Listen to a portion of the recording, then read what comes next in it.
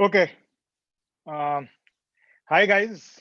Welcome to a very, very special live session today with someone who's been extremely popular on our channel over the last 1 year.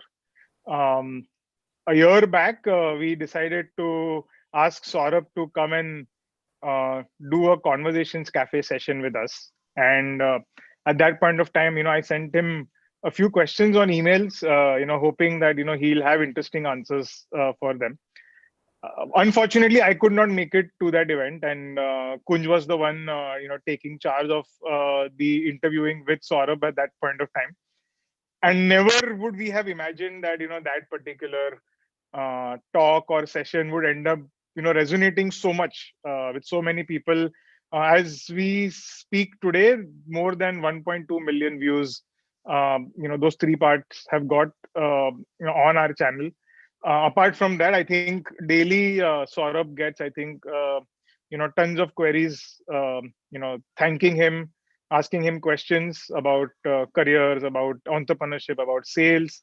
And I think we're all very grateful that that session took place.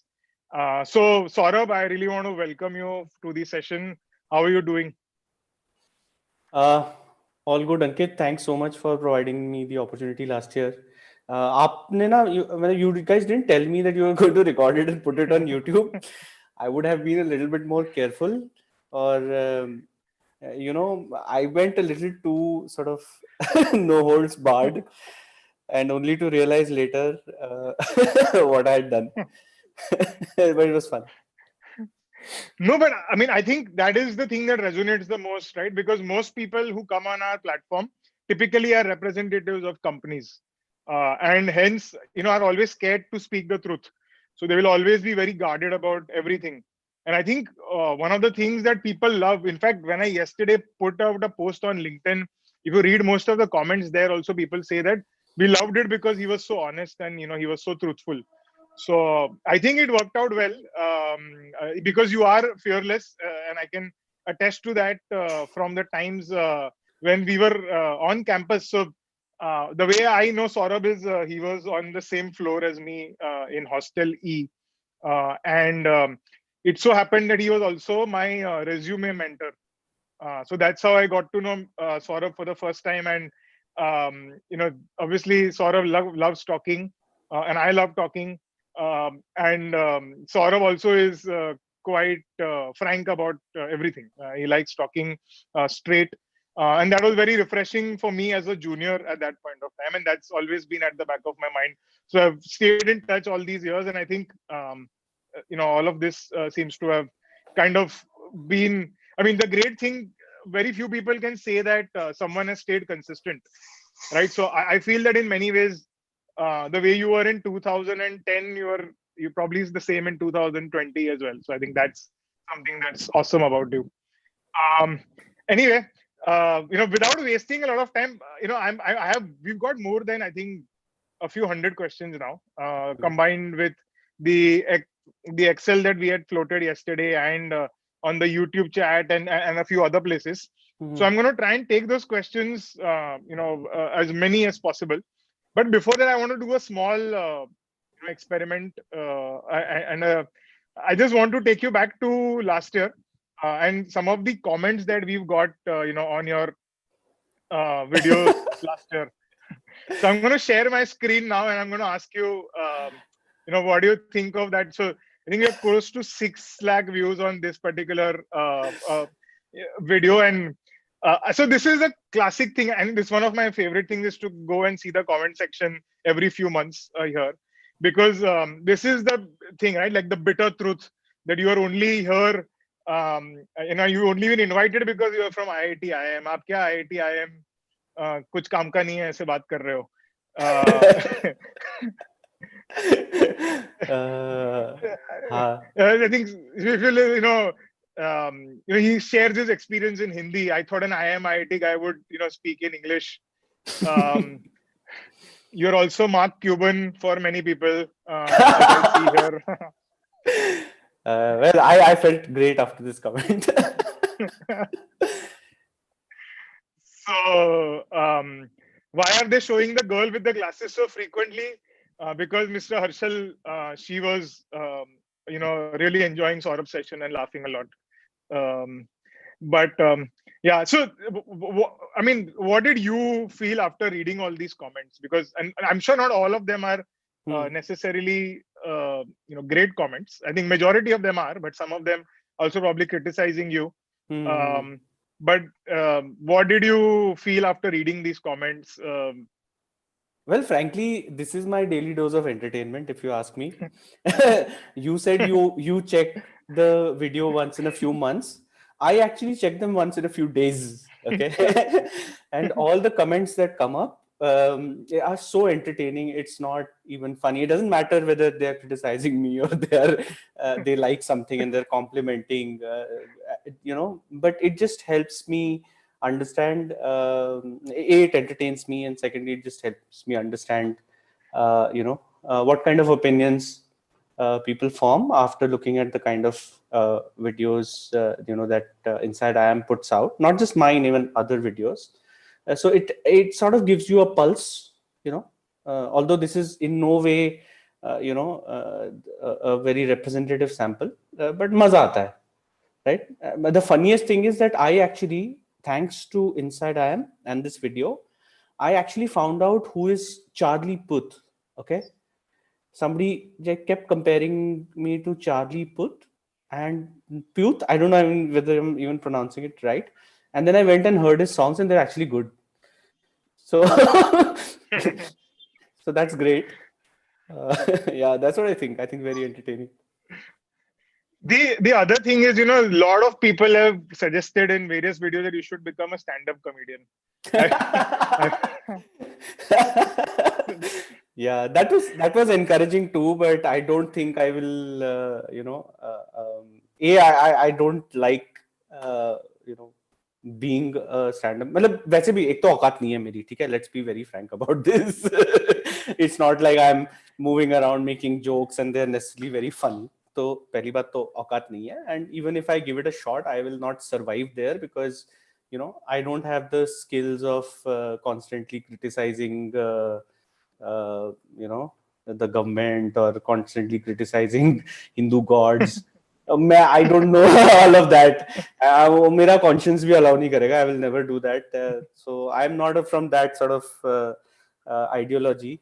तो मेरे को वैसे भी कोई opportunity नहीं देगा. so, sort of, one of the first things that I wanted to ask you is, if you see, there is a lot of IIT IIM bashing that we see on various platforms. Hmm. And I'm just going to stop the share for now. Hmm. So there's a lot of IIT IIM bashing that you see on LinkedIn, Hmm. on various other platforms, because obviously more people don't get into the IIT IIM than the people who actually do, and people feel a lot of spite, or at least there is a bit of angst against people who get jobs because they have certain brands associated with them, or that Hmm. they get a little more, um, I wouldn't say respect, but there is some more credibility attached to people, and hence it's easier to sell those things, or use that name to build up your own credibility. What has been your learning about this? Because I've seen you also being very combative on LinkedIn, and I think you have a view on that particular bit as well. So what would you say to people who feel that? Okay. So what I did was I tend to sort of coin terms a lot when I see certain phenomena happening. So on LinkedIn, I coined the term called, maybe I did, maybe somebody's done it before me, but I didn't see it a lot. So I coined this term called IIT IIM phobia. And then as a corollary to it, I generally formed a term called MBA phobia. Okay. And I am actually going to be writing a lot about this in the future because I see it as a phenomena. If social media is any indication, obviously I sit and read my feed, so it's a sort of social listening. I get a sense that a lot of people tend to sort of express their frustration, and what is the root cause of this is that when they see that institutionally within a system, there is a preference being given to people from certain educational institutes, and certain sort of group of educational institutes, obviously a frustration sets in because it's a form of discrimination.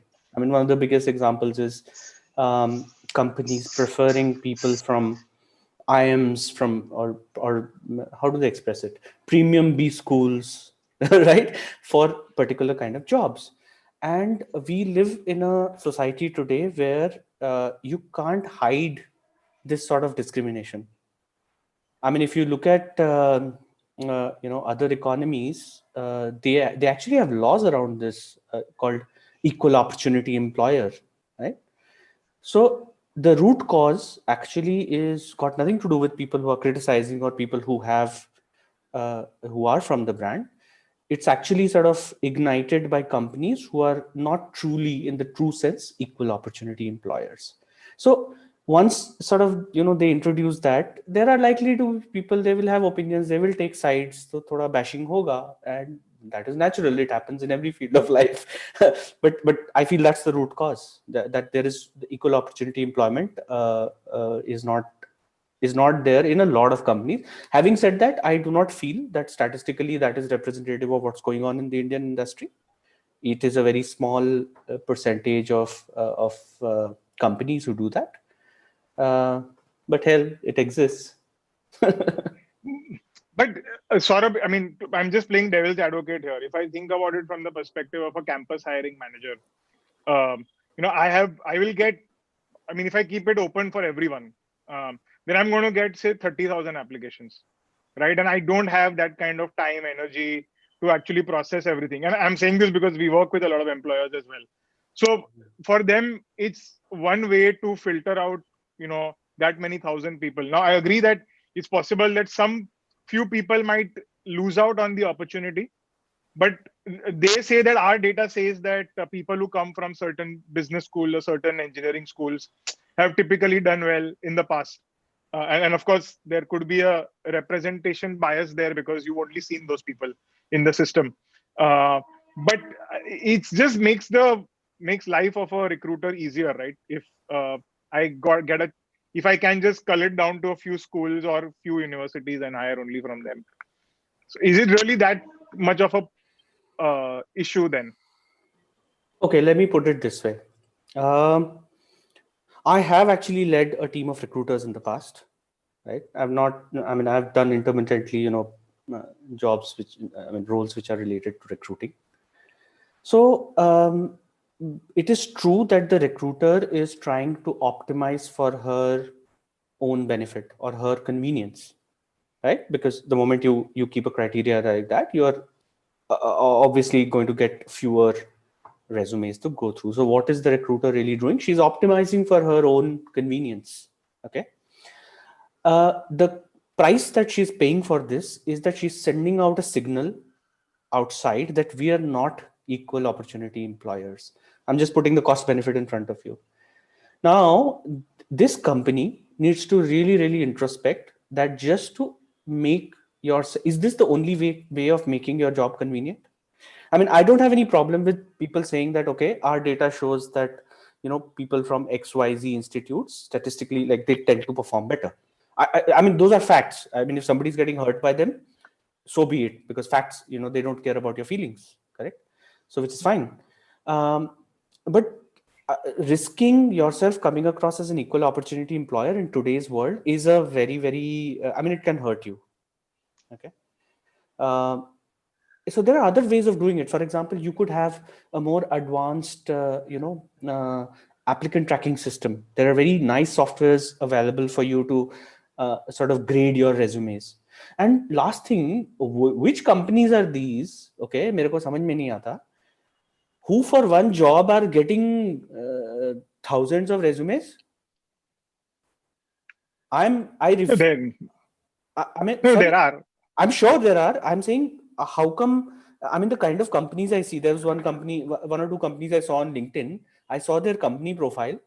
They're definitely not the kind of companies who are going to get 500 applicants for a particular role. I refuse to believe that. Sorry. But like I said, this is the company's choice, what they are risking when they put out such kind of advertisements for or job descriptions. Sure, no, I agree. On equally, company की भी औकात होनी चाहिए to keep a criteria of that sort. And you're right about that. Okay. So, why are we doing this? I also want to acknowledge here that Saurabh has kindly been, has agreed to be part of our panel of, mentors in our program called Council. And he has actually been mentoring a lot of people over the last 4 months since we launched the program. In fact, I would go to the extent and say that he's been one of the biggest well-wishers and supporters of this particular B2C product that we introduced.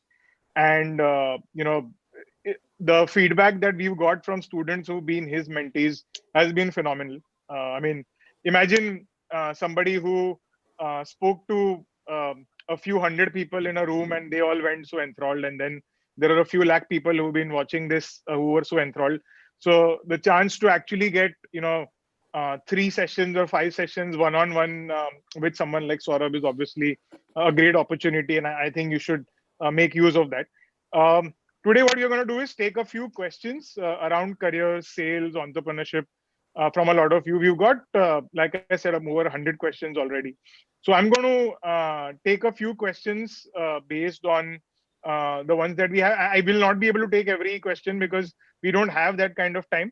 But I'm going to try my best to cover as many different topics as possible, right? So, Saurabh, the first question is from an engineering student in Bihar called Shivam Pandey. Hi, Shivam. If you're watching this, we're taking your question. He is, currently an engineer, and like you, he also wants to become an MBA at some point of time, and he's, confused about whether he should focus on his engineering core, or whether he should start preparing for CAT at the same time, and uh, what is the right approach. How should one start thinking so early in your career. Um, and, and my question actually is, sort of, you know should he even do an MBA? Why do so many engineers want to shift to MBA? I mean, still in 2020 you would imagine that engineers are more valuable than B school students. Why does everybody want to still take CAT and still go for an MBA? Yeah, I mean, a large number of engineers want to do. I mean, there's no secret about this, for the simple reason that we do have a huge demand supply gap. When I say demand supply gap, I mean to say that the demand for core engineering jobs. When I say engineering, please, let's get into a little bit of detail. See, when you look at the distribution of courses in an engineering institute, it's not like all of them are into computer engineering, computer science, right? There are other traditional fields like electrical, mechanical, chemical, biochemical, civil, etc. Right? Now, not all of these industries or industries that recruit core engineers, they do not have such high demand of engineers as opposed to the number of graduates, engineering graduates in that field. So obviously there is a huge gap, and so that is one of the contributing factor. The second contributing factor is that, and this I'm saying because I've worked in the engineering industry for a decent amount of time, and I can vouch that it hasn't changed much, which is that the pay scales have not kept up with the services industry. Right? When I say services industry, it includes consulting, it includes banking. Finance. Absolutely. The other fields that come, even product companies like FMCGs, etc. The pay scale has just not kept up, right? Especially at the level where the graduates enter the workforce. So these two Right. are definitely the more sort of systemic factors. The other factor which has got more to do with us as candidates is that, uh, I mean, engineering students, like any other student, they have aspirations, and when they see that the best pay scales, etc., are being offered by companies who are from the services sector, from these sectors that we spoke about, they obviously aspire to move there. Now the problem is Right. that all of this is either not known before they've entered engineering. Okay. Or some people know it, but it is so normal now to complete your engineering and then go for these, because they also know that their resume will look better when they have a so-called deadly combination of engineering plus uh, MBA. Right. Right. I still remember, I mean, I'm talking about my time, which is about 20 years ago. Even now I don't find it too different, which is when a graduate, or somebody who's in class 12th is weighing their options in front of them are those typical ones, right? Engineering, and then you have BA or BCom, or you have medical. Out of these, they start thinking, okay, what will help me enter the workforce at a higher sort of pay grade, and they Right. naturally sort of lean in towards engineering for that. Right. So now, I mean, I remember that you went to B school after a lot of work experience, and clearly, Shivam's saying that he is still in his third year of civil engineering and wants to shift to MBA. Any tips, or what do you think he should do at this point of time? See, again, it's a personal choice. If he's enjoying his work, I would say do it for a couple of years, because not only does that help you utilize what you've done, your skills, because in engineering, it is actually possible to utilize some of the stuff that you've learned during graduation. And then start understanding or recognizing why he wants to do an MBA. So this is one of the sort of less talked about things, which is that I want to do an MBA. So there is that sort of reverse engineering thinking that, okay, MBA to karna hai, but point is, from first principles, why do you want to do it? So I have my own theory of why people do an MBA, right? One is, obviously, you look at peers around you, and under peer pressure, like, I want to be part of the group. That is the biggest reason. But then there are, in first principles, for example, in my case, I wanted to do an MBA after working for 4 years, because I wanted to switch out from my industry. I did not want to Right. be the core chemical plus mechanical engineering company that I was working with, right? So Right. that reason was very strong. In addition to that, I had also figured out that the way in which the pay grade sort of increases, I will not be able to meet my financial goals with that, right? So I had to take a risk, pick up a loan and do an MBA, because at that time the math told me that even if I have my education loan, I would still be better off than I was without an MBA. Right. Yeah. So you know, people like Shivam, who have still not made up their mind, I think the first job gives you a lot of opportunity to take a step back and understand from first principles why you want to do that MBA. Because when you get inside the MBA, you are going to be exposed to certain education, certain courses, right? And how those courses are going to help you in future. It gives you a lot of time to research that, right? Contrary to popular perception, I saw in some of the comments in the YouTube that on YouTube that it doesn't prepare you for the business world. आप better professional थोड़ी ना बन जाते हो, आप better entrepreneur थोड़ी ना बन जाते हो business school में. So I am like, अरे literally क्यों लेते हो? B school का मतलब ये थोड़ी ना होता है that you will suddenly become a better businessman by going to B. No, it is not that. B school is a specific instrument which has been created for people who need a little bit of push in life, who will otherwise, I mean, अगर वो खुद ही इतना motivated होते तो अभी तक कहीं पे अपना business खोल चुके होते, Correct. right? It is not meant for them. It is meant for people who need a little bit of kick on their butt to see, to explore themselves a little further. It allows them to take a step back. It exposes them to courses they may not have done during graduation, or they may not have been exposed to before: economics, statistics, finance, marketing, etc. And last but not the least, they're exposed to competition amongst peers. And I feel there is no Right. taboo in competition. It's okay to be in a competitive environment. Right? So it is them for whom it is meant for. So Shivam, I would definitely recommend work for maybe a year or two, and start understanding from first principles why you want to do an MBA, and not purely because of peer pressure. Also, with respect to this B school and business wala bit, sometimes it's also an insurance, right? A lot of people look down upon, array, इसने तो MBA इसलिए किया ताकि insurance हो सके life में. Because some people have a genuine fear कि if I do become an entrepreneur and if I fail, at least the degree will help me get a job later on. And I mean, personally, I don't see anything wrong with that. I mean, हाँ, insurance है, तो है. I mean, of course, you would ideally want to be in a position where you can go behind your dream without having an insurance and without wasting this time and money doing that. Yes, but I feel that not everybody comes from the same financial background to afford that kind of luxury of not getting a degree and because people say that अरे अभी तो funding भी easily मिल जाती है, तो you don't need to be from IIT IIM or any of the top universities. Why do you need to insure yourself? Just go and start your company.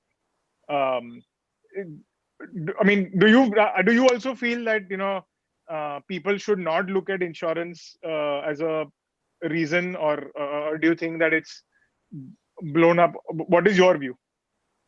See, my view is very simple that all these taboos have to go, right? Let us do a reality check. Okay. Virtue signaling is all fine and, trying to like be heroic and say that, oh, yeah, kya insurance, kya karna, like be Superman.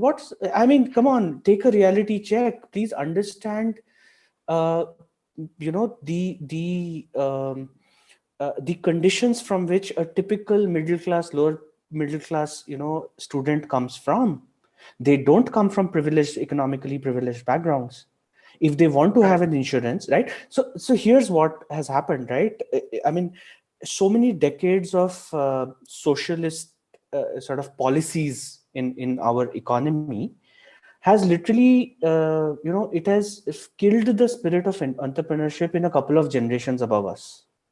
Correct. It is only in the last decade or so, with so much of influx of capital, that we are seeing that people have started taking risk. I mean, I really remember this whole chain was set off by Sachin and Binny Bansal with starting Flipkart, correct? And then slowly, we got policy changes happening and more inflows came in and more entrepreneurs started dreaming. I mean, एक तो वो भी होता है ना, उनको देख के दूसरों को भी बहुत हिम्मत आ गया कि अच्छा अभी हम भी करेंगे, रोल मॉडल मिल गया, right? Correct. So, I mean, here is an entire like crores and crores of students trying to come out of the shadows of socialist thinking ki oh sarkari naukri mil jaye ya secure naukri mil jaye, and trying to sort of push their limits and say कि मैं एक product या service बनाऊंगा and I'm going to be independent, I'm going to be free, I'm going to do something for myself, I'm going to create jobs, which is very very critical, right, for sort of coming out of recession. And not like सारा दिन बैठे बैठे protest करते रहो, government jobs दो. ये क्या है, मतलब what kind of socialist thinking is this? I mean, it has not worked anywhere. It is not going to work in India either. And we have traditionally been a civilization of entrepreneurs. I mean, remember, Correct. सारे trade routes globally for millennials together used to pass from here. We are a civilization of entrepreneurs. So the thing is, suddenly that resurgence is happening. It is a slow change, कई बार तो दिखता नहीं है, but if you look at it in the context of civilizational timeline, it is actually happening very fast, right? So these are people who True. are trying to break the barriers, और इस barrier को break करने में अगर वो एक insurance चाहते हैं, इसमें क्या बुराई है? I mean, they have parents to take care of, they have a Correct. spouse to take care of, they have a family to take care of. इसमें कोई टैबू नहीं है, और जो टैबू करता है, मैं तो बोलता हूँ कि ये बहुत गलत बात है. Why pull anyone down if they want an insurance? Absolutely. So, connected to that, we have, a lot of questions on this bit around entrepreneurship. And, there is this, question from Adi Bignesh Mishra. He's in the final year of his undergrad, wants to pursue an MBA. He wants to ask, how exactly were you motivated to leave a well-paying job to join a startup at that point of time?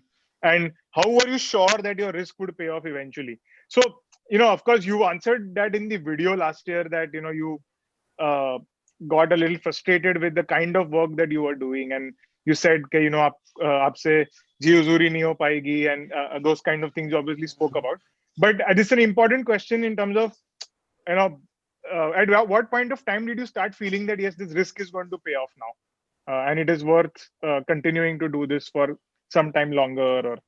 Or were there moments in your in maybe Zomato's growth or in your work that help you get that confidence? Kya, theek hai, it was worth leaving that job, and I'm doing the right thing. Okay.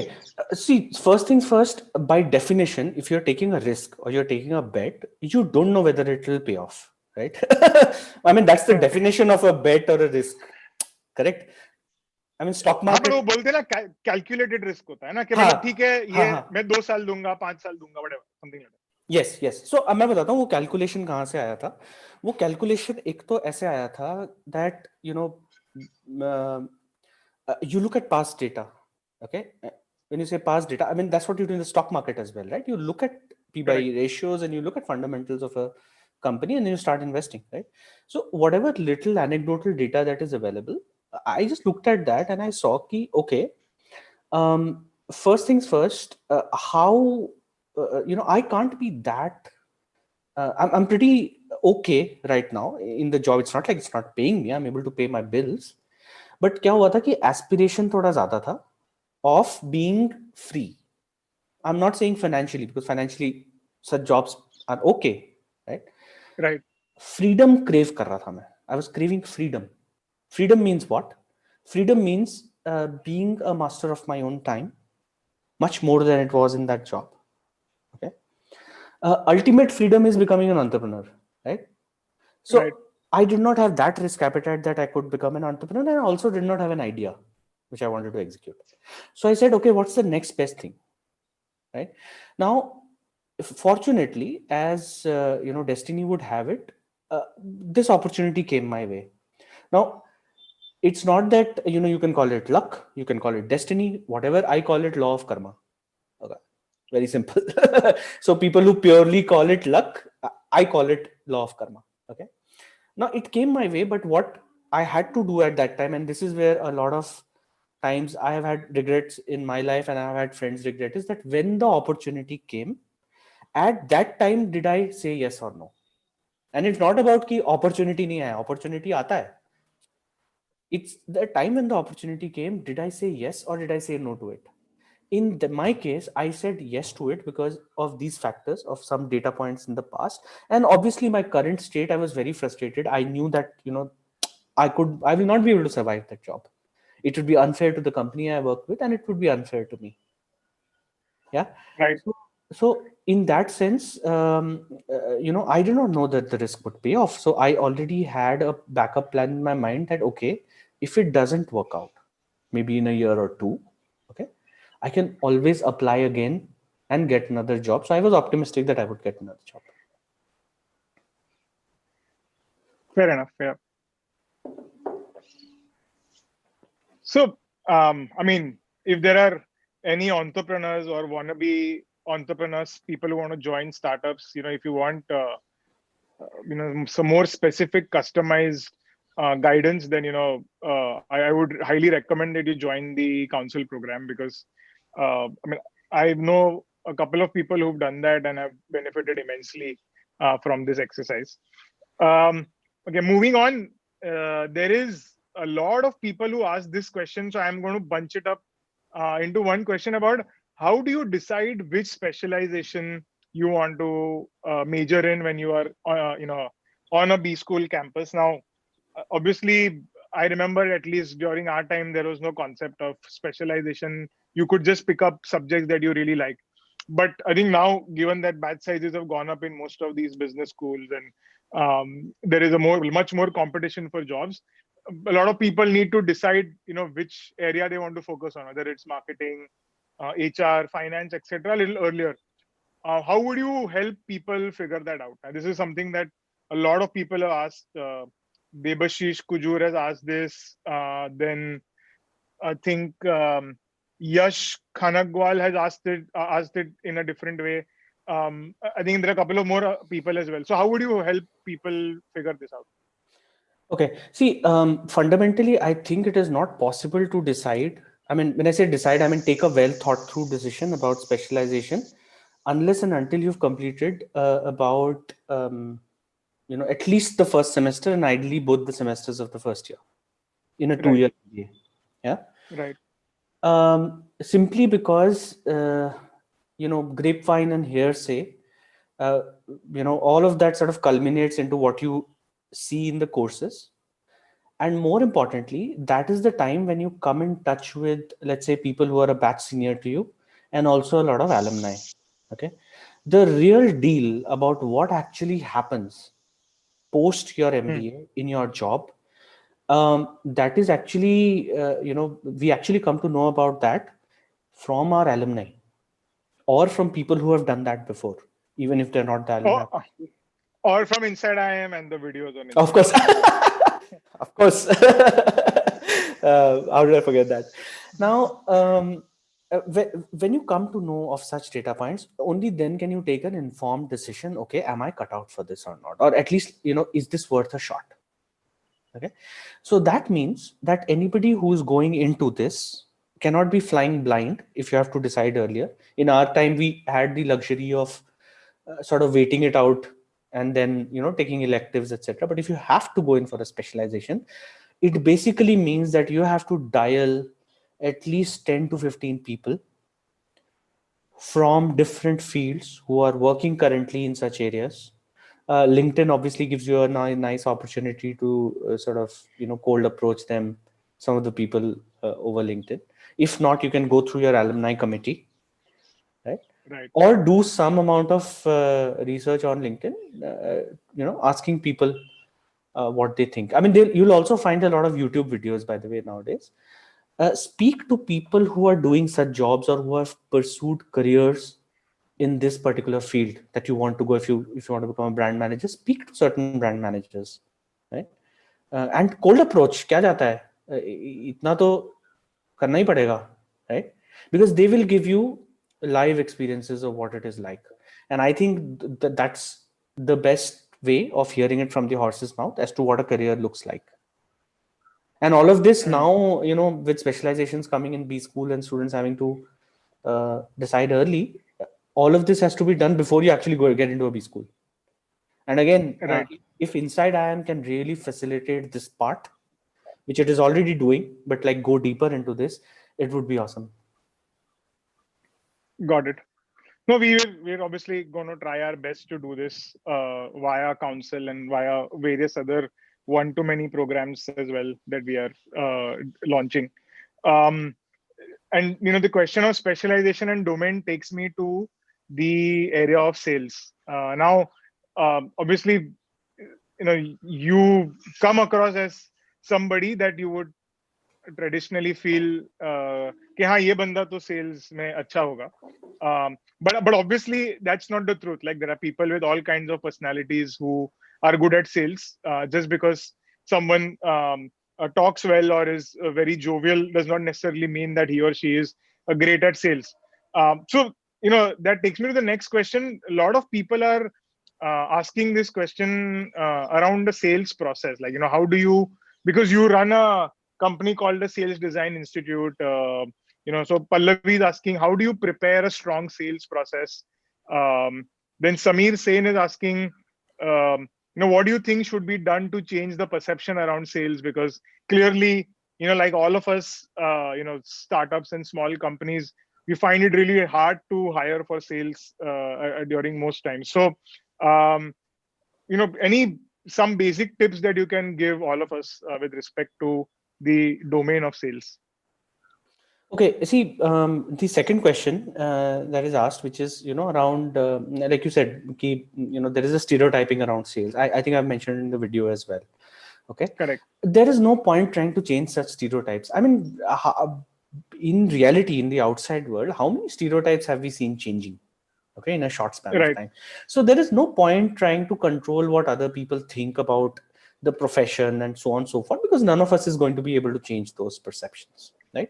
Right. What we as candidates who are entering an industry in the field of sales can do is to actually ignore the stereotypes which you might have read off social platforms, or might have heard people say here and there that, oh, he's got a gift for the gab, or she's got a gift for the gab, and she'll really be good at sales.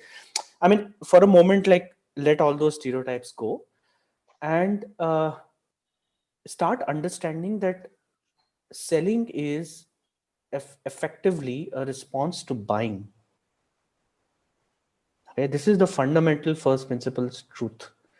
I mean, this is an undeniable truth. Nobody can deny this. That selling in itself doesn't have any meaning unless Right. people are buying. Okay.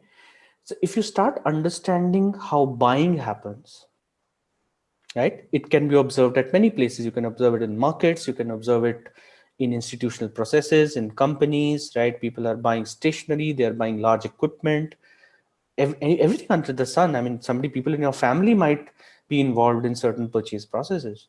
If you start understanding the psychology or what goes behind people taking decisions of purchase, Right. and then if you can tell yourself that, okay, I'm going to assist this person in purchasing, Right.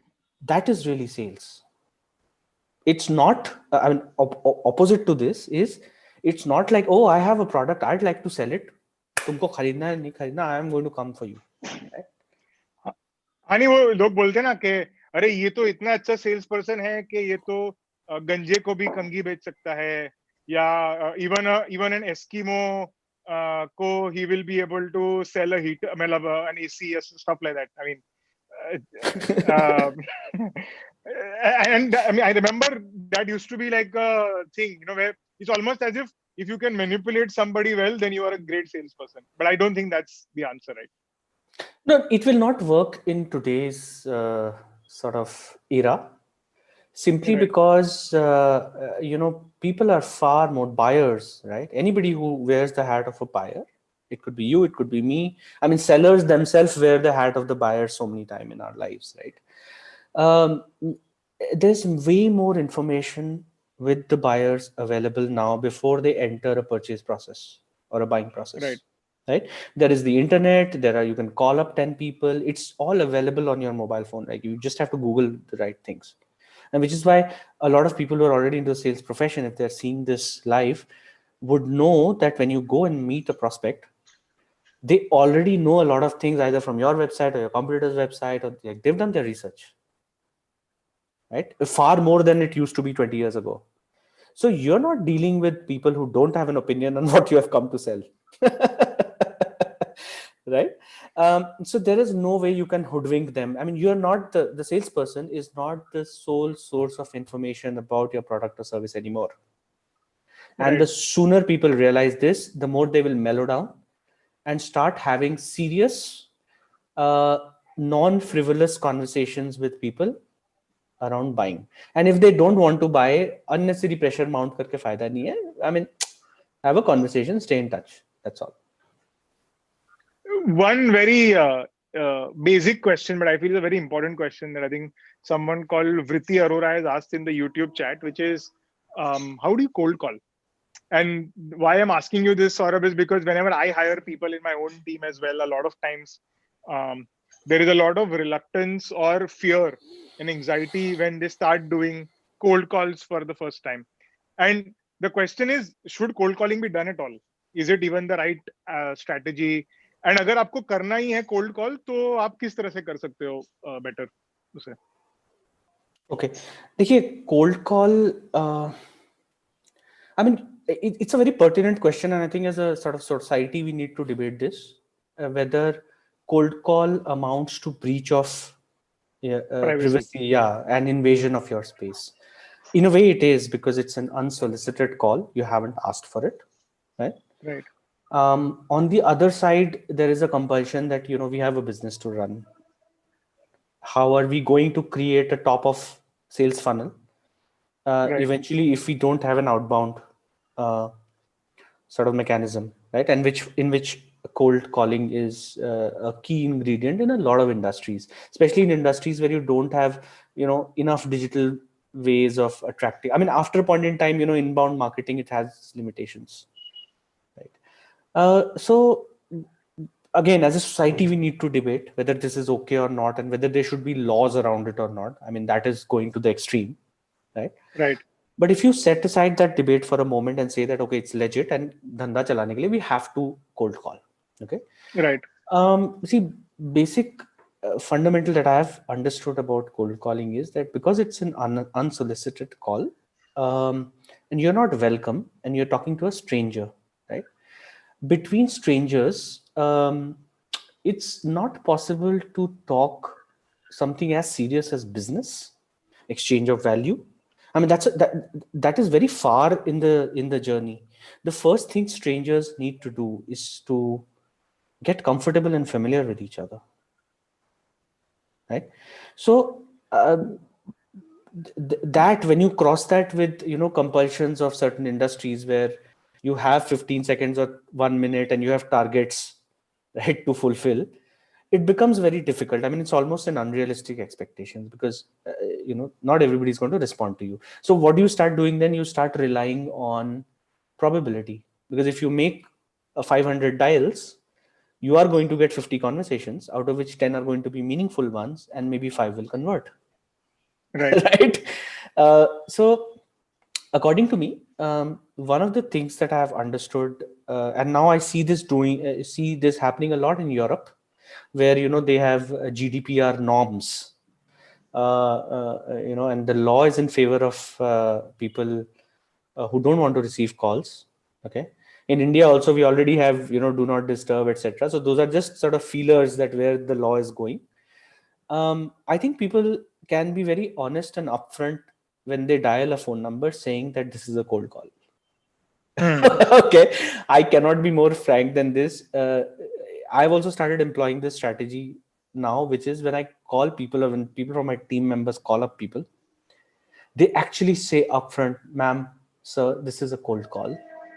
Would you be okay hearing me out for about 30 seconds or 45 seconds?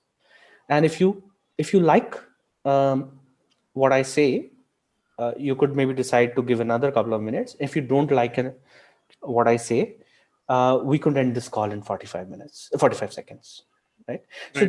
that's permission based, and you've already see what is the opposite of this. The opposite of this is you're trying to pretend that you know the person, and oh sir, and trying to manipulate your way through that. Second is just make it easy for yourself and the person and say that this is a cold call, right? Hi Ankit, Right. this is a cold call, and if you like the next if you like what you hear from me in the next 30 seconds, you can decide to sort of continue this call, otherwise you can keep this call. Are you fine with that? I'm just giving one of the ways. I mean, there can be multiple ways, but I've just started becoming very, very open and upfront about it, because I don't want to, uh, I want to honor the other person's time. And we live we also live in a world where people are extremely sensitive nowadays, get offended very quickly. Fair.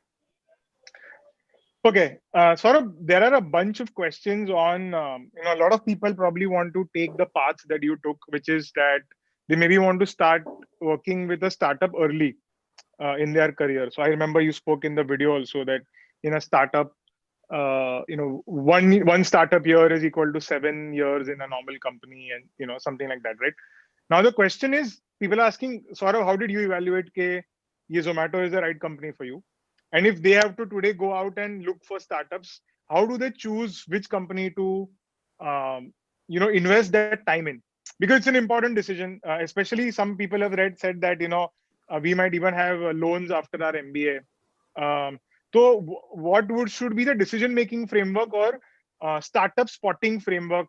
We want to work with this company.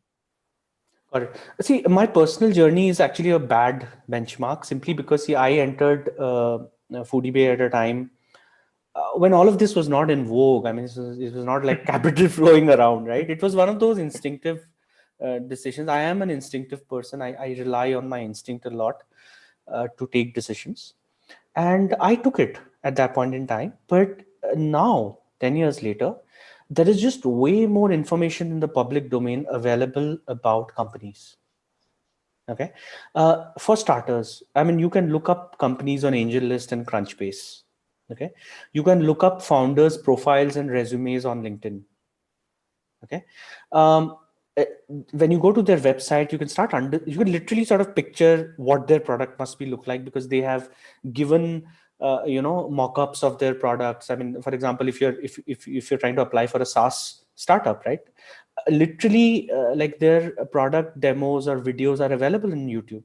right? And I Right. have always been of the opinion that before you evaluate a team or a company in totality for your next employer as your next employer, first start understanding their products and not the other way around. And this is true specifically for sales, because you have to sell that product day in and day out. You literally are going to be making love to that product, to put it crudely, right? You have to be in bed with that product literally. So you're not going to be in front of your boss all the time. You're not going to be in front of your team members all the time. You're going to be in front of prospects selling that product or service, right?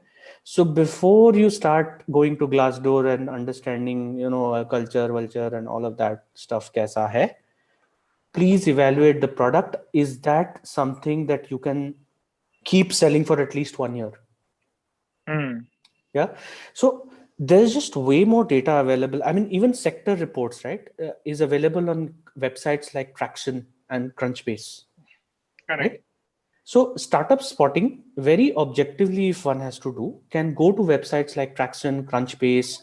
You can read your story, although वहाँ पे थोड़ा it's all sensationalized there. Everybody's story is fits into the rags to riches template, because that's media. I mean, that's their business model. I mean, I don't want to criticize them for it. But you can actually see industry data over there. So startup spotting, at least you can get the universe of startups to start with, and then start going through the founder's profile, start going through the product profile, most importantly, and understand, does this in the problem that this product solve, is that a problem I relate with? Hmm. Right. So that's the kind of research I would recommend for sure. And what about the fact that so जो financial insecurity वाला एक point है now, especially because of the pandemic, there is an even higher amount of anxiety around this. Ke, Yes. yeah, you might take a salary cut and you might not take a salary cut. Again, I don't know if there is a right answer to this question, but do you want to attempt it? Okay, let me attempt it, right? Because I have some very strong views around money and wealth. Again, stemming from decades of socialist thinking, percolating down from couple of generations, and all of that. Uh, First things first, the financial model, personal financial model, has to be in place. It cannot be flying blind into an MBA and then later into a company or a startup, right? So the cost benefit analysis has to be done on a piece of Excel sheet saying that, okay, this is sort of, if this is the entry income and these are the sort of typical increment rates that I'm going to have in the next 10 years, and these are my EMIs, right? I mean, I'm just telling you, the non-emotional way of going about this. Right. Emotional way क्या होता है? वो motivational speaker way. You can do it. You can do it. हाँ ठीक है, great, it will help you sleep better, but it doesn't change a lot of realities, right? So that financial model has to be in place. Second is, you have to gauge your personal risk appetite, right? Which depends a lot on your family background, where you come from. Are your parents going to be supportive if your venture suddenly tanks, or if your job doesn't work out? Are they going to say that, okay, beta or beti, no problem, you attempted for 2 years, if you are in some sort of mess, I'll support you financially? Okay, which are very, very difficult conversations, by the way, in a typical Indian household, right? Right. But I'm saying all of this because somewhere we need to start resetting our brains into having these conversations in a typical Indian household. Yeah. And I think our generation, we owe it to our family, to coming generations, to be as Gujarati as we can, right? You'll wonder what I mean by as Gujarati or as Marwadi as I can, right? I say this deliberately, simply because, Ankit, be with me for a couple of minutes, right? Let me explain why I'm saying this, okay? Gujaratis and Marwadis have set a precedent in our country on how do you roll money within your family for your future generation so that they can become entrepreneurs. This is not true for a lot of other communities or parts of the country. Okay. Right. I'm picking on these stereotypes. I mean, you could bash me for it. communities ki baat kar raha hai, you're picking up on stereotypes, but I'm trying to drive home a point here. When I worked in Gujarat for 2.5, 3 years, I literally saw parents setting aside money for their kids when they are going to attempt their own company, attempt opening their own company. Yeah. It was unheard from a typical sort of Bengali or even sometimes a Punjabi background. My upbringing was in Punjab, so it was unheard of there. I actually learned it from the Gujaratis, that the parents are setting aside a corpus of, let's say, 5 to 10 lakhs for Bhavesh to attempt his own startup. Right. Right, that is how the society will come out of that resurgence. Not if you're relying on always private capital to come, because the chances of that are how much, right? Families have got to start, and our generation is a good generation to start with. Okay, anyway, let me not digress. I'm saying that the financial model has to be in place, and secondly, if your risk appetite does not allow it, don't take the risk right now. Save up in future, and then see whether your risk appetite has changed a little bit, and then attempt. There is no right age for starting up. Okay, I started my own company, humble attempt at a services company, at the age of 36. What is this again? What is this taboo? Ki, oh, you have to be doing it in your 20s. Kya bakwas hai? On one hand, you're talking about Colonel Sanders and all of that starting in their 60s, and then when I'm starting up at 35, you're pulling me down. What is this trash? There is no right age. Each one of us has our own unique journey here. When you feel ready to take the risk, take the risk. Us time tak you can learn, you can work in other companies. Fair. No, that's a great way to put this. Saurabh, one question that a lot of people have asked, a couple of people, in fact, some people from my own team have also asked, is it important to love the product that you are trying to sell? How important is it to love the product that you sell? What if I don't love the product that I sell? Well, you at least have to respect it. Of course. You may not love it with your heart and soul, but if you plainly respect it for the problem it solves, okay? Right. Respect kaise aata hai? For example, in one of the articles I've written on LinkedIn, I have mentioned about something called product pride. Okay, product pride. What is product pride? Product pride is the product that you are selling, right, or you're involved in building. How passionately do you talk about it in your circles? Okay, are you proud of the problem that this product solves? Are you proud of the product of the problem that this incomplete product solves? Because product has not taken its final shape yet. It keeps Right.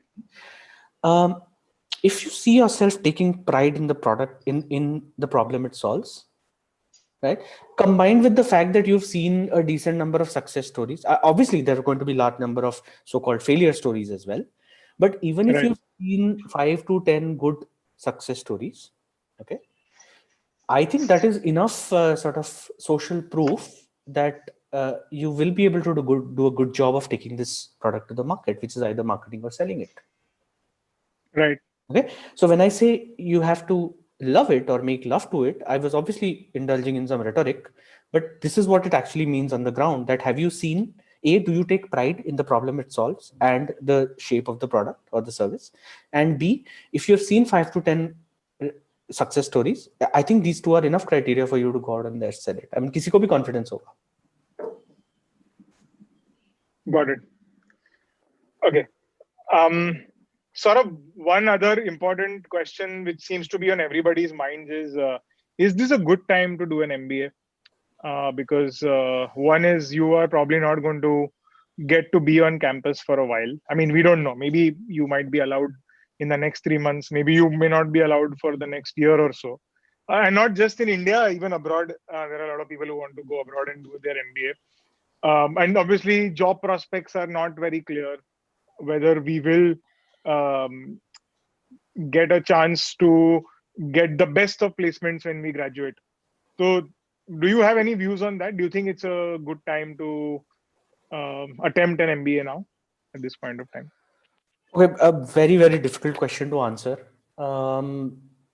And I would have to say my answer first would be that it's very difficult to predict.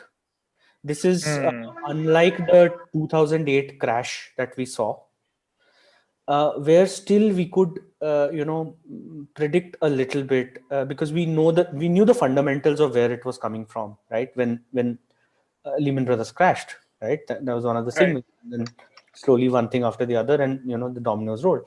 But that recovery was pretty quick. Okay. Right. Today we are in a situation where the conflict is not just economic; it is also political in nature, Hmm. right? There is health at risk. Okay. So I don't know whether the recovery period is going to be similar to the one we saw in the 2008 crash. In fact, my Right. first gut feel or instinct is that it's going to be longer, Right. right? Which obviously means that if somebody is trying to do their MBA and they're trying to project their income, so let's say if they're joining in 2021 and coming out of a 2-year MBA in 2023, right? They have Hmm. to predict how the economy is going to be in 2023. Okay. Right. One thing I know for sure is that uh,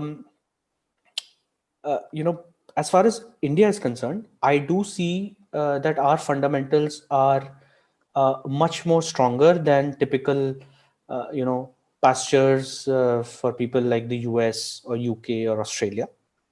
I Right. also see the government doing away with a lot of archaic laws around business. Hmm. That's Hmm. something that I see happening every day, and I hope the good work continues, because the more you sort of do away with archaic laws and the more you invite investment, the I mean, और कुछ नहीं होता, the sentiment amongst the business community improves. Hmm. And I love it because finally we have a government that is pro businessmen and they don't look at business people as evil. Right? Right. That's a huge problem I've had for decades together. That why do you demonize business people? I mean, that's a very socialist mindset again. Right. So I see a very bright future for our country. I'm not sure about how the US economy is going to shape up. So whether you should go, because if you go for an MBA to the US, you're going to be locked up in the US for quite some time, because you have a dollar loan to pay off, right? You can't pay that off with an Indian rupee salary.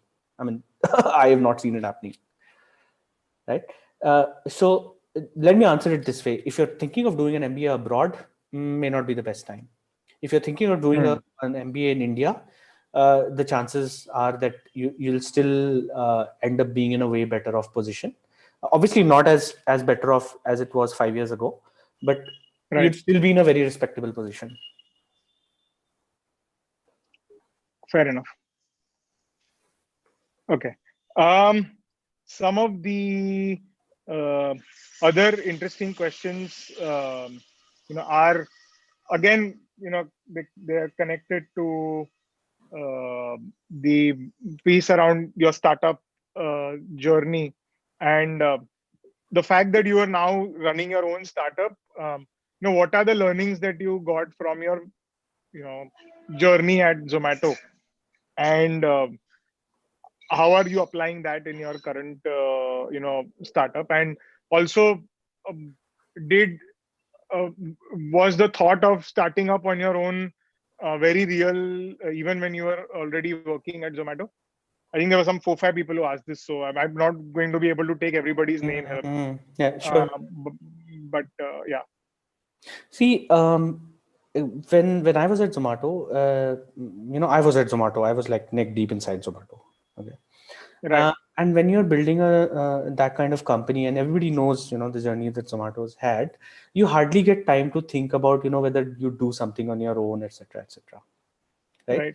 Because you're just eating, breathing the brand every day, and all you feel is ki acha, one milestone to another, ye chalta jaye. Correct. Right. Uh, so consciously it didn't happen. It's just that towards the end of my journey, when I felt that I had contributed enough, okay, Hmm. and there was nothing more for me to contribute with my limited abilities, and I decided to move on. I was faced with a choice of joining another company. It could be a established company, or another young company, or it was about starting my own stuff. um, you know, um, I was faced with a choice, and my framework was very simple, which is that I place my freedom above everything else. Okay, my personal freedom, that I can do Right. what I want with my time.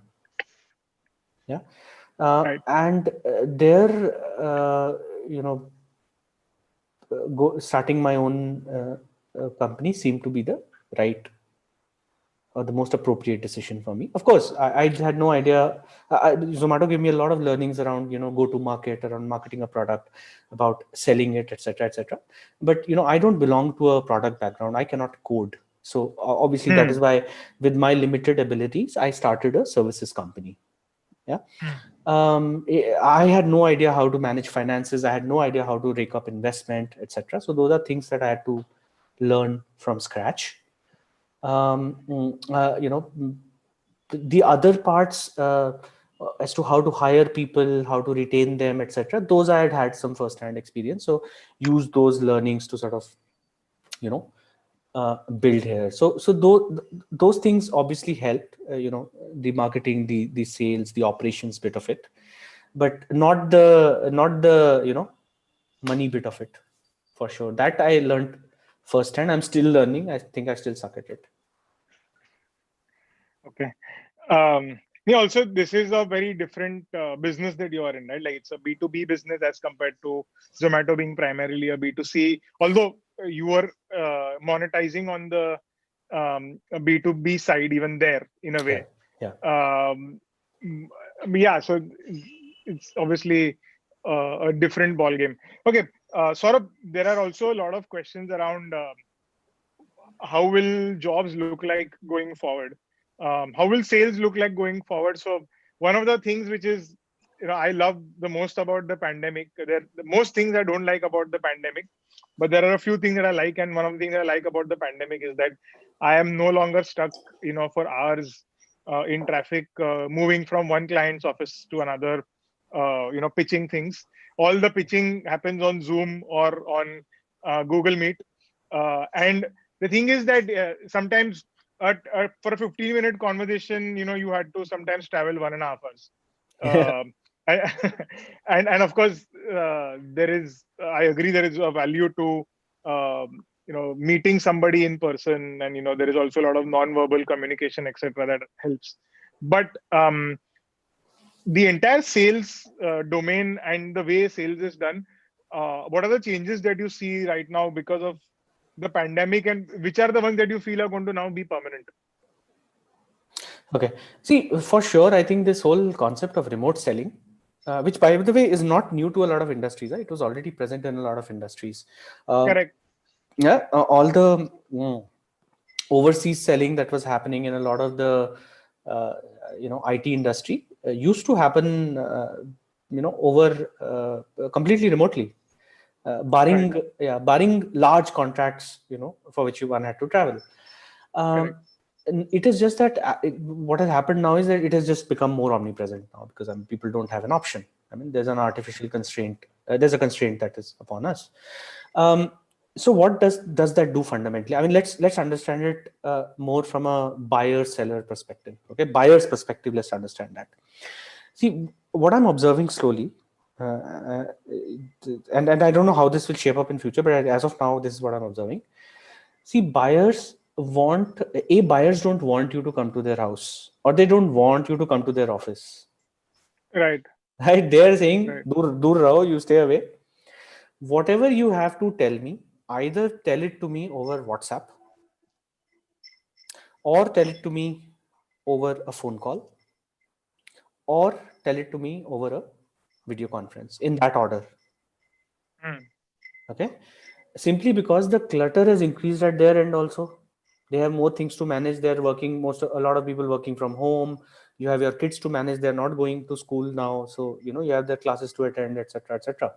So buyers are understanding the value of their time more.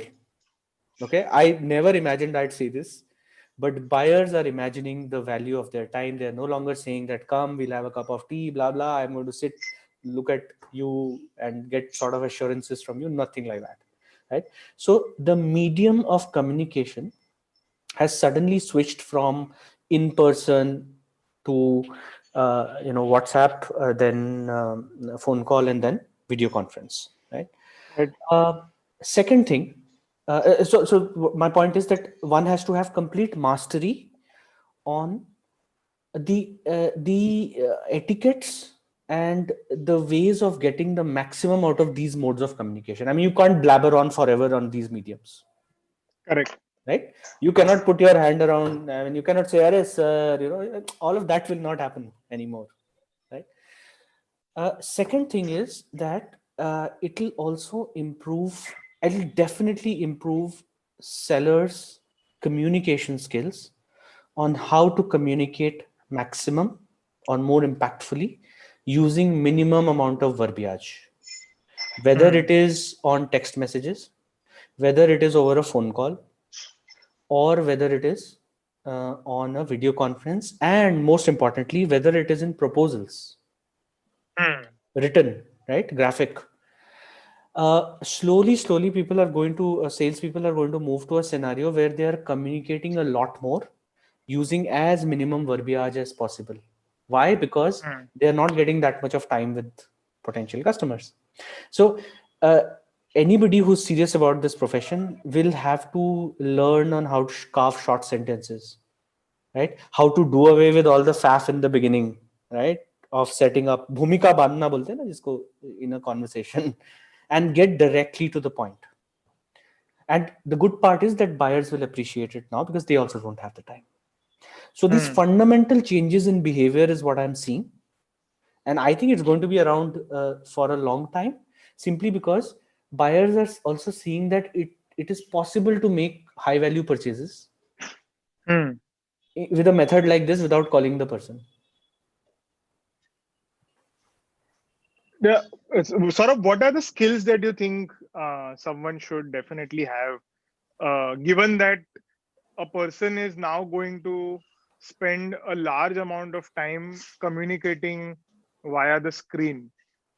Because as compared to even 6 months back, when, I mean, yeah, you would be on your desk when you are doing some Excel work or coding work or whatever, but a lot of other communication would take place in person. Or so obviously the kind of skills that someone needs to have today is totally different, right? From, I mean, a lot of people have even changed the way they dress up for meetings when they are doing meetings from home, as compared to how people used to actually create an entire uh, a profile of their own when they would go to office, etc.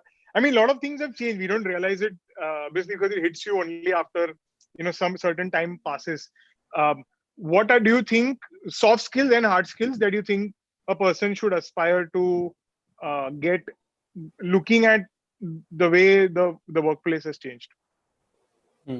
See, a lot of them I see. Let me see what comes off top of my head, right? The ones which I've seen most frequently. Number one is that I see people preparing a lot more before approaching prospects, Right. right? Preparation time is going to go up simply because you don't have too much of time, or you don't have Time. too many opportunities, right? So preparation time is going to go up, which means you're going to prepare not just not just rehearse the conversation in your mind. You prepare a lot more about the concerns or the questions that are going to come in, and also prepare some charts or some PPTs, etc., which you might want to show, or some demos, right? So preparation time is going to go up, and it should go up according to me, if you have to make the best of the time, limited time that one has.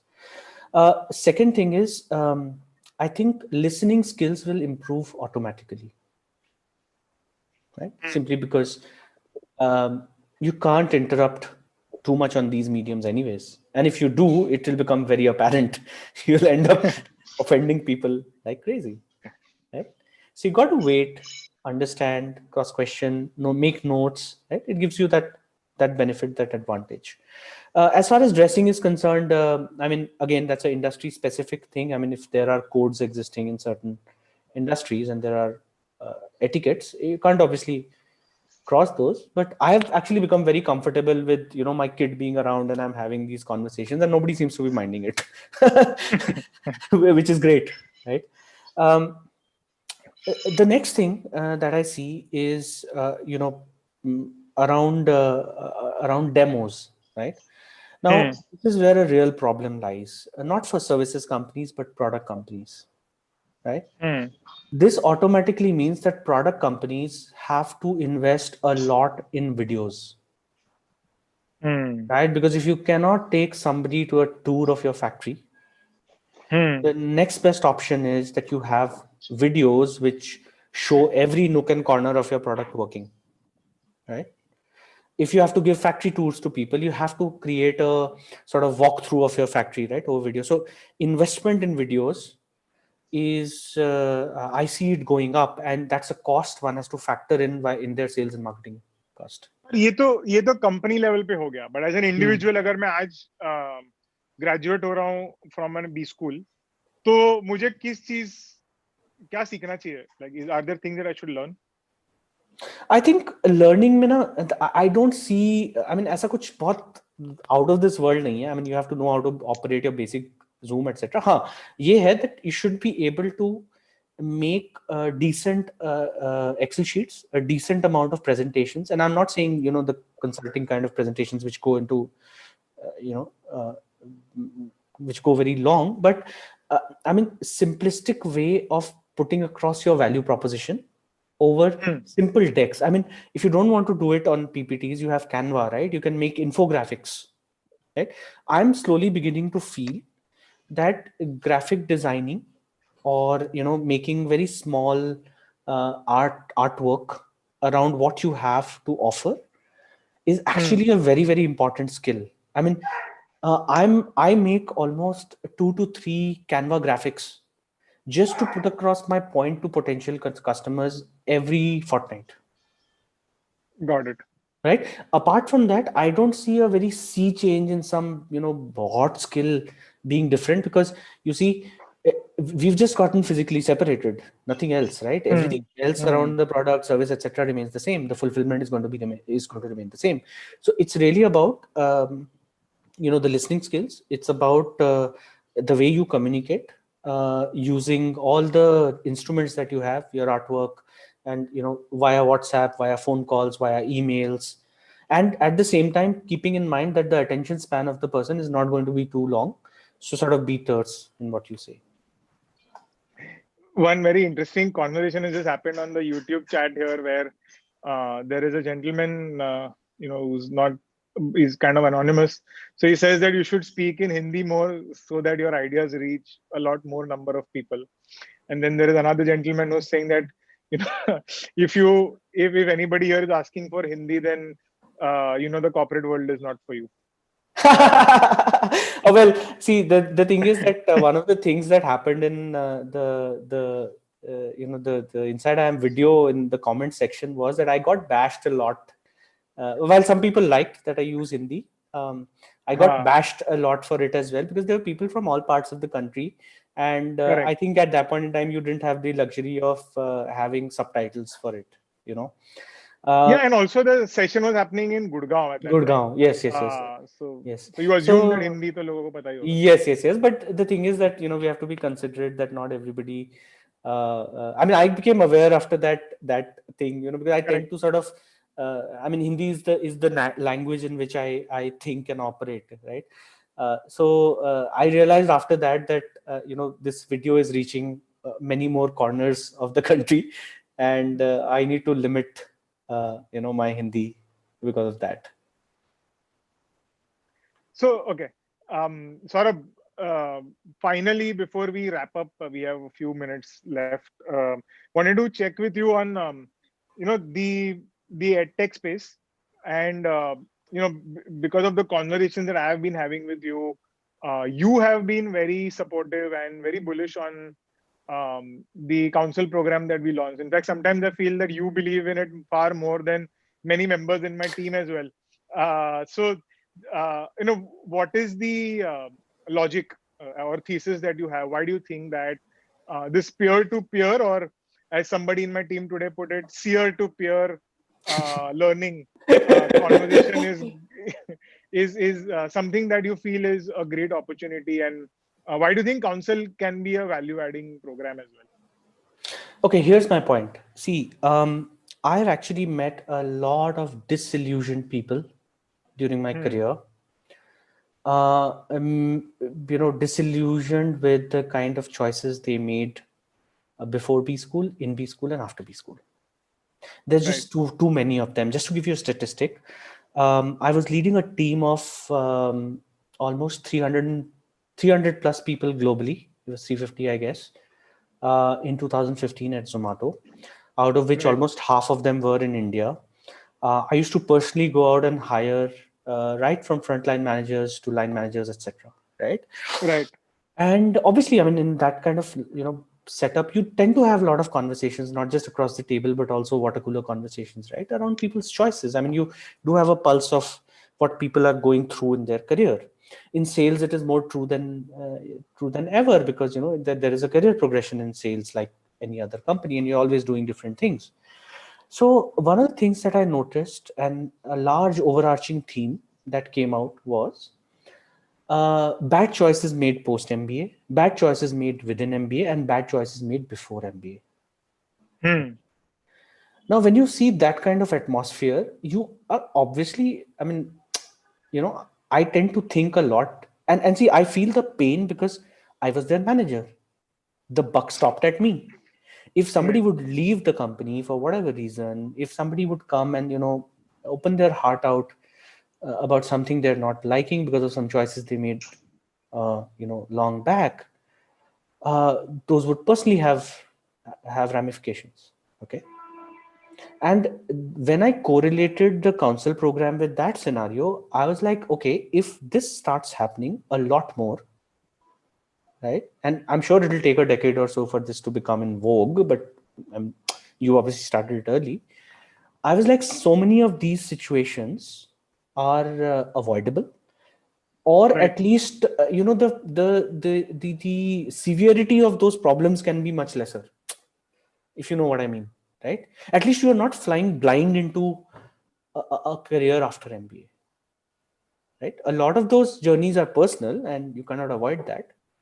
But a lot of the facts regarding the industry, a lot of the trends or patterns regarding those industries, those jobs, uh, those at least can come out, right? Hmm. I mean, you can never be worse off with a program like Council. You'll only be better off. By how many percentage points is a matter of time. You know? नहीं and अभी तो ऐसे भी हो गया है कि because you are not on campus, there's also a lot of peer-to-peer learning that happens when you are moving around in the hostel, uh, lobbies and having adda with somebody somewhere, just talking about things. अब वो भी मुश्किल है because you're not going to sit on Zoom just to have adda very often, because there is no serendipitous meeting at all that is ever going to take place. Which I guess in some way programs like these also tend to, in some small way, compensate for the fact that you cannot actually be with even batchmates. Forget about Yes. seniors, juniors. Ka to mushkil hi hai. But anyway, a lot of compliments you're getting, Saurabh. You lost a lot of weight, is what a lot of people on YouTube seem to be commenting on. Have you been doing something for that? No. These are all byproducts of being in a lockdown, and thanks to the Chinese virus. I mean, we are at least there is one bright side to it, that we've lost weight, although it is a catastrophe of you know different proportions, and I'm very very angry inside, um, towards that establishment in that country. But yes, there is a bright side to it, that I think again, as a community, we've become much more, I think, जागरूक बोलते हैं ना, we've become more aware of how to take care of ourselves, be in moderation, etc. So that's the reason. Okay. Guys, a lot of questions we've not been able to take because one is some of them are not very relevant for today's conversation.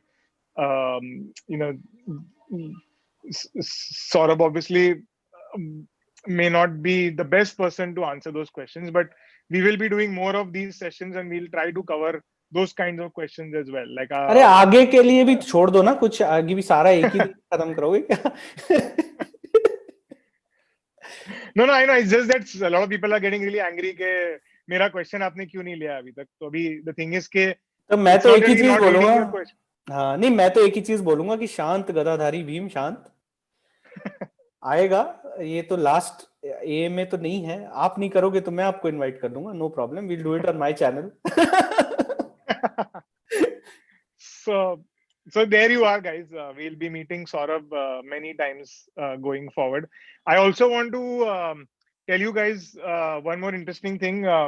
We will be doing not just, I mean, you obviously have the option to sign up one-on-one career coaching with Saurabh, but we are also putting up a program together with Saurabh, which we'll hopefully launch in November. When, you know, over a period of 3 to 5 days, you will be in a exclusive workshop with him, and that's also something that you should look forward to. So please, stay tuned for that. Until then, obviously keep watching the videos, keep attending all the sessions, follow us on all our social media platforms as well. Saurabh, thank you so much for doing the session today with us. It was my great privilege yet again to do it, and I hope you had a good time. If there is anything else that you would like to tell people before we sign up. नहीं, मैं मतलब अब बोल ही देता हूँ हिंदी में, जब इतनी एंड तक तो आ गया हूँ, अब तो अब थोड़ा सा लिबर्टी ले सकता हूँ, है ना। मुझे तो हाँ लास्ट हाँ, टाइम डेफिनेटली ली। हाँ नहीं नहीं, आप मुझे हिंदी में ही बोलिए, नो प्रॉब्लम। हाँ नहीं, मुझे तो लास्ट टाइम भी मजा आया था, मैं तो पूरे मजे ले रहा था, आपने देखा था स्टेज पे, है ना। आपने बोला नहीं था कि आप रिकॉर्ड कर रहे हो, तो मैं तो फुल मजे में बोल रहा था, मेरे माँ बाप ने बाद में वीडियो देख लिया, है ना, और मेरे मिसेज ने भी देख लिया और बोलते अच्छा ये तुम ही हो, तुम्हारा चरित्र बहुत अलग है वहां पे, है यहाँ तो बहुत अलग बनते हो। तो मेरे लिए वो बहुत ट्रिकी हो गया। उसके बाद मैंने बोला कि अच्छा यार ये तो थोड़ा ज्यादा हो गया, तो I need to probably tone down. तो that's also one of the reasons that I have tone down. But I know one thing for sure, that वो भी इंजॉय मैंने किया था। I am enjoying this personally. One thing that has happened for me is that ever since I did that session, I've actually started becoming more passionate about um, this whole counseling around pre-MBA, MBA and post-MBA. Right. To sort of मैं उतना passionate नहीं था पहले, but now आपका channel देख के, comments देख के, I am like oh my god, this is a thing that needs to be addressed, and we owe, right. if not for anything else, not as a business, we just owe it for posterity, for our other generations, you know. That is one thing. The second thing is that we also get to learn a lot of things that are going on, so personally it's a very enriching journey for me. और बाकी right. मजे तो जो हो रहे हैं वो हो ही रहे हैं, है ना।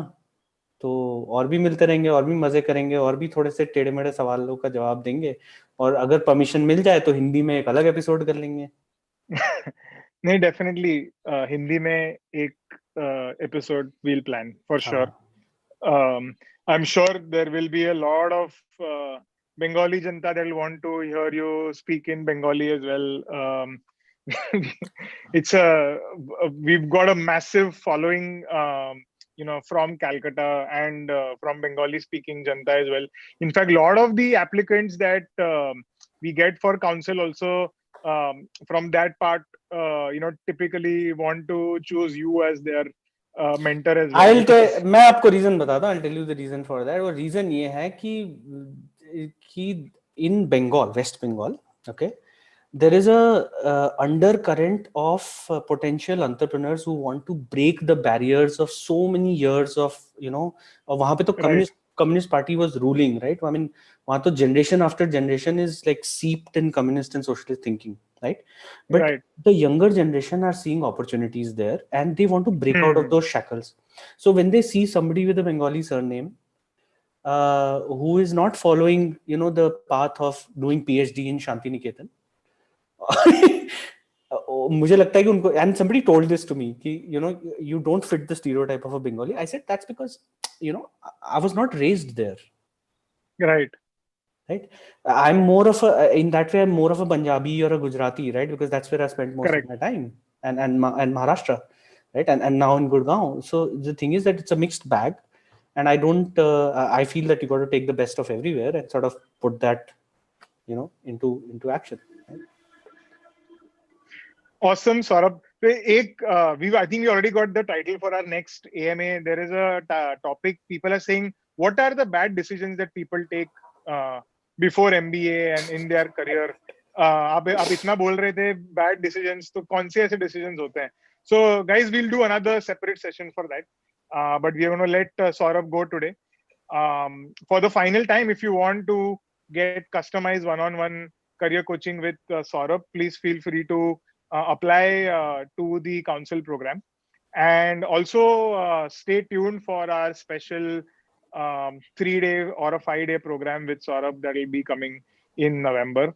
And yeah, thank you everyone. Thank you for your time today. Thank you. Bye.